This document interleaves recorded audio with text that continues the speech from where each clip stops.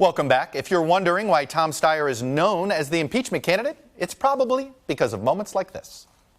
That's why I'm asking Speaker Pelosi to cancel summer vacation and conduct daily public oversight hearings to hold Trump accountable for his crimes, corruption, and racism. But the billionaire hedge fund manager and philanthropist who announced his candidacy earlier this month will tell you he's not running on impeachment. He's running to restore government to the American people. Because of his late entry into the race, Steyer will not be among the 20 candidates who debate this week in Detroit. But he is joining me this morning from San Francisco. Tom Steyer, welcome back to Meet the Press. Chuck, nice to be here. It is not lost on me that you're actually a constituent of Nancy Pelosi's. And you have run these ads directly talking to Nancy Pelosi on impeachment. And yet, as you know, the Democrats are not there yet. Why do you believe they're making a mistake? Well, Chuck, I'd like to point out the basic point, which is this is the most corrupt president in American history. And for almost 2 years, I've said, bring the case to the American people. We have over 8 million people need to impeach, has over 8 million people who've signed a petition to have him be impeached. And I've said it's absolutely important to make it happen fast. And if you look at 2019, this year, we've only had 2 hearings. We had one, which was Michael Cohen, and we just had Mr. Mueller over. And now the Congress is scheduled to be out until the middle of September, over 6 weeks. So we'll be in the middle of September, and we'll have had 2 hearings so the American people can hear the truth. I'm saying do the right thing and do it now. Why do you think you've been unable to convince Speaker Pelosi to change her mind on this? Well, I think that's a question you should be asking her, Chuck. But I think the way that we see this is it will always be good politics to tell the truth, protect the Constitution, and protect the American people. And that is what I've been trying to call for. And that's why I've been trying to marshal the American voice with a petition to say this is actually why we have a broken government, is a very simple fact that we have the most corrupt president in history has not led to actual action inside Washington, but in fact has led to an awful lot of conversation about political tactics and political impacts, whereas in fact this should have happened long ago. I want to get you to react to that side of the argument that Nancy Pelosi and other allies of her make. Maureen Dowd this morning in the New York Times, she writes the following: you can argue that impeachment morally and constitutionally is the right thing to do, but you also have to recognize that historically and politically it is not the right thing to do because it will lead to disaster. The attempt to impeach Trump is one of the rare cases in which something obviously justified is obviously stupid. Your reaction?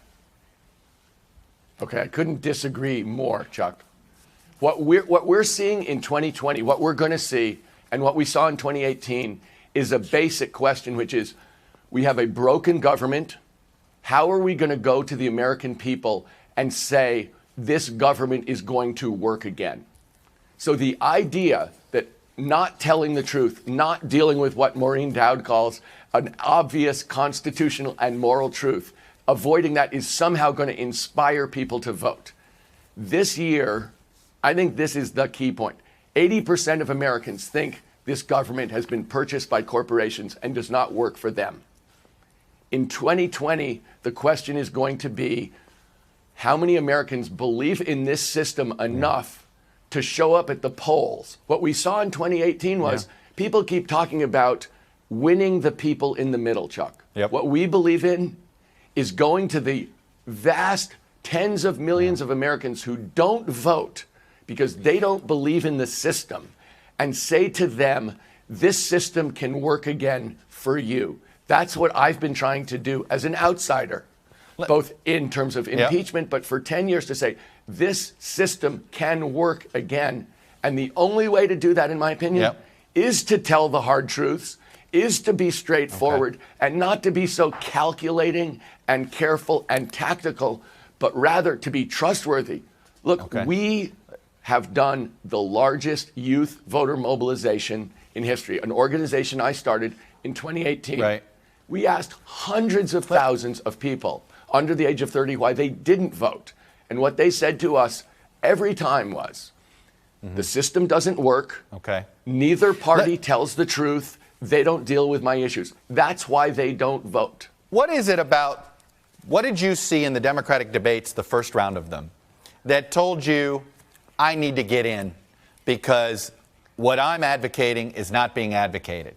Do you believe that of these 20 candidates, you're not, I mean, a lot of Democrats thought it was a bit head scratching that you decided to change your mind and get in, not believing there's really room for you anymore in this race. What made you get in? What's missing? Well, actually, Chuck, it's exactly what I've been saying, which is this. The Democratic debates have been about policy issues and important, substantial nuances and differences in those policies. Mm-hmm. But what is not in those debates and what has not been in this campaign is not what is your policy, but how the heck is any of that going to happen in the real world?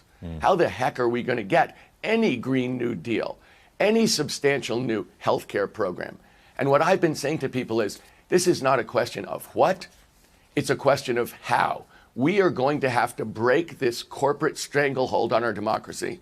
We're going to have to push the power. Can you, by the way, can you be credible doing that? And I've been doing it.